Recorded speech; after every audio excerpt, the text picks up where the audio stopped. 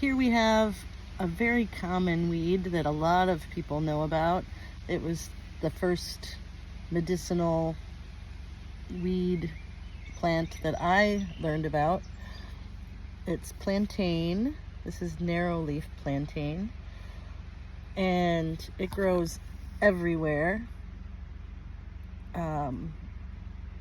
I've seen it in sidewalk cracks in the cities. I saw it in Peru on the property I was staying at. There's also a wide leaf variety that gets much wider and fatter. And you can see that it's also called ribwort because it has these ribs that go up. And this one is starting to flower. You've probably seen these sticking out here and there.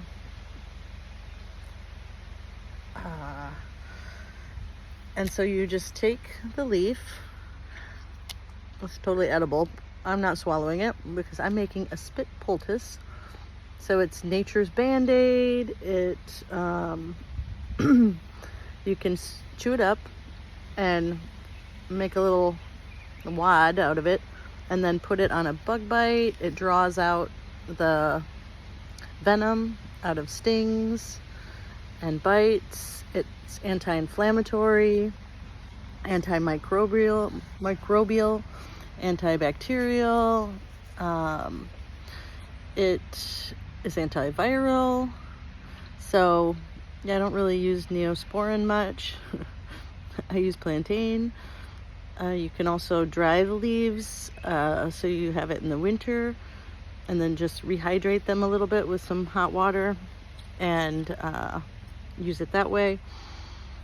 You can make it into a salve. If you're into making medicines, you can make it into a tincture. But the most common thing is to chew some up, or if you don't want to use your mouth, you can just crush it up. But the spit does help break it down. And then I got a bite here on my arm, and so I just put that crushed up bit there. You can cover it with tape to keep it better, but it does kind of dry on there, and if you've chewed it up well enough, and then you reapply as needed. It helps with inflammation. It has a cooling effect for anything that's like red and puffed up. Helps with infection. It assists the skin cells in healing and regenerating. It does draw out the venom out of bee stings and bites if you have bad mosquito bites that puff up. It even draws out, like, if you have a splinter you can't get out, you can use it that way. So minor skin cuts, scrapes, stings, bites. It stitches together wounds. People also use it internally because it is edible. You can use it for it's like cooling for hot, dry coughs. You can make it into a tea and drink it. It's not the tastiest tea, but I would mix it with like peppermint or other herbs that have a little better taste to it. You can, for the winter, when you can't get any fresh plantain, you can blend the fresh leaves with a little water and freeze it for winter use, or you can dry the leaves and rehydrate them. Let's see, people use it also for like inflammatory conditions of your gut, bowels. You can make the tea to drink that. It has these little flower stalks you've probably seen, and then it makes seeds, and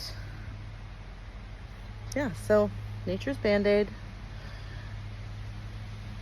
back when the settlers were coming to America, it was called white man's footprints because plantain followed them wherever they went, growing in the wagon wheel trails, and basically everywhere they walked, plantain was following. And I guess that's about all. So narrow leaf plantain, don't kill the weeds, use them. It's totally nature's medicine. Do your own research, make sure you know what you have. But it's pretty obvious with these ribs, and then you can, when you pick a leaf, you can see these strings. I don't know if you can see the string here.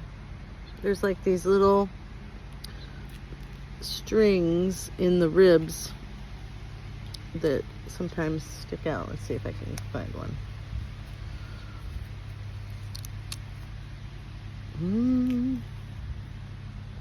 Okay, there's one sticking out. So it has these little strings. You can just see one sticking out. They go up through the leaf. Don't kill the weeds. Learn what they are and use them if you can. Thanks for teaching me this, Mom.